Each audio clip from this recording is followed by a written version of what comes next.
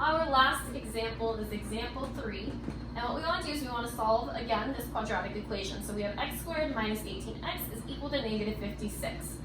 So this one is slightly different than what we're used to seeing, right? What we want to do is we want to get it in the form of this right here, our standard form. X squared plus bx plus c is equal to 0 because that is the equation that we know how to solve. So what we want to do is we want to get this negative 56 to the left side. To get rid of a negative 56, we do the opposite of what we see, right? This is a negative, so we are going to add 56. Whatever I do to one side, gotta do it to the other, right? So we're gonna end up with x squared minus 18x plus 56 equals negative 56 plus 56, 0, right? Equals 0. Now this turns back into an example just like example 2 before.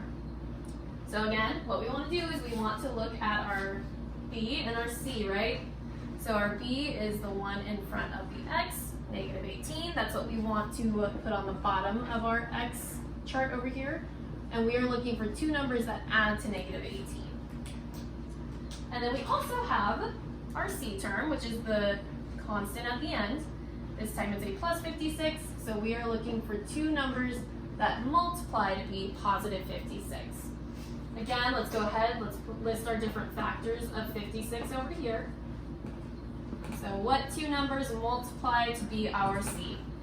We have 1 times 56, negative 1 times negative 56. We can't forget negative times a negative is a positive, right?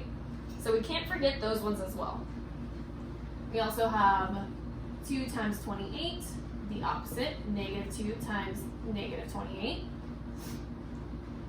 4 times 14, negative 4 times negative 14.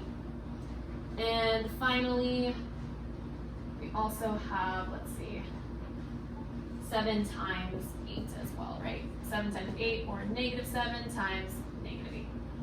Now what we want to do is we want to look at, okay, we have our factors of 56. Now which of those factors adds to negative 18? Since it's a negative number, can two positive numbers add up to be a negative number? We know that if we add two positive numbers, our sum is going to be positive, right? Because we are adding them.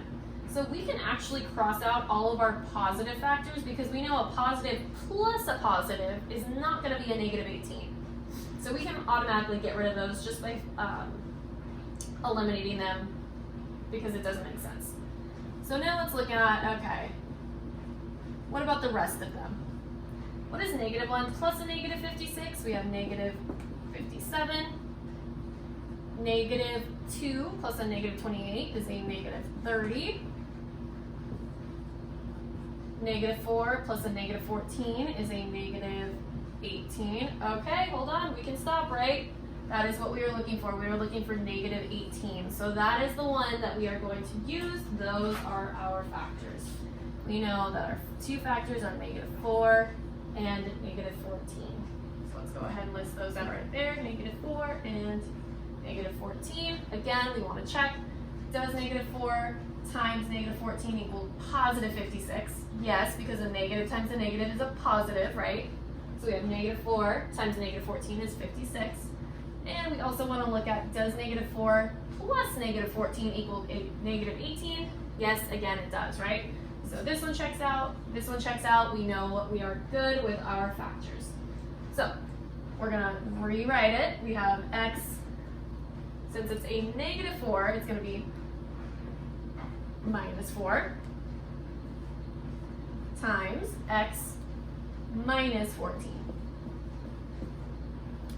And we are going to set that equal to 0 because that's what our equation up here was set equal to. Again, using our zero product property, we know that either x minus 4 is 0 or x minus 14 is 0 because if we have a product of two numbers is equal to 0, one of those two products has to be 0. So x minus 4 is equal to 0 or x minus 14 is equal to 0. We'll go ahead and we'll solve for x. Add 4 to both sides here. We get x is equal to 4, or add 14 to both sides here, and we end up with x is equal to 14. So So one of these two solutions is going to be our answer for our quadratic, either x equals 4 or x equals 14.